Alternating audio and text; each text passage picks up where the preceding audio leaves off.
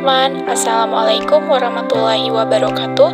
Shalom, Om Swastiastu, Namo Buddhaya, salam kebajikan untuk kita semua. Perkenalkan, nama saya Reni Nuraini, NIM 22060050025 dari kelas B, Prodi Pendidikan Pancasila dan Kewarganegaraan, Fakultas Ilmu Sosial dan Hukum, Universitas Negeri Makassar. Di sini saya akan menjelaskan tentang apakah negara Indonesia termasuk dalam kategori negara hukum klasik atau negara hukum modern. Ingin jawaban detailnya? Yuk simak video berikut. Negara hukum saat ini dinilai sebagai negara ideal pada zaman ini. Negara hukum juga dinilai merupakan negara dalam bentuk modern.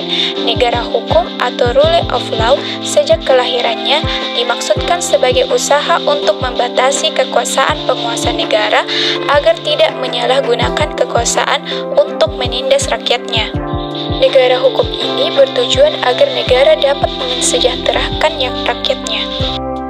Dalam Undang-Undang Dasar Negara Republik Indonesia tahun 1945, Undang-Undang Dasar Negara Republik Indonesia tahun 1945, negara hukum ditemukan dalam pasal 1 ayat 3, sedangkan Yusuf Al-Qaradawi menyebutkan dalam konsep negaranya yaitu Daulah Syariah Industriya, yaitu negara hukum syariat. Rumusan penelitian dalam penelitian ini adalah bagaimana konsep negara perspektif Yusuf Al-Qaradawi dan bagaimana konsep negara hukum modern dalam Undang-Undang Dasar Negara Republik Indonesia tahun 1945 perspektif Yusuf Al-Qaradawi. Penelitian ini menggunakan metode penelitian hukum normatif atau penelitian kepustakaan dan juga menggunakan pendekatan undang-undang dan pendekatan konseptual. Hasil dari penelitian ini yaitu Yusuf Al-Qaradawi mengungkapkan terhadap 8 konsep yang menggambarkan negara ideal dalam Islam.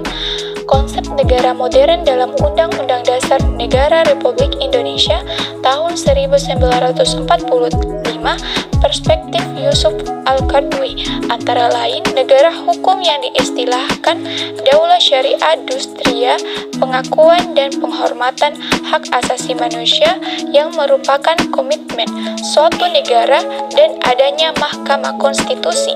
Akan tetapi, negara perspektif Yusuf Al-Qaradawi masih belum merinci mengenai kewenangan kekuasaan lembaga-lembaga negara, proses pemilihan kepala negara, dan sama sekali tidak menjelaskan mengenai peradilan tata usaha negara. Sekian video dari saya. Maaf jika penjelasan saya masih belum sempurna, karena kesempurnaan hanya judul lagu Rizky Febian. Hidup terasa sepi tanpa kekasih. Cukup sekian dan terima kasih. Assalamualaikum warahmatullahi wabarakatuh.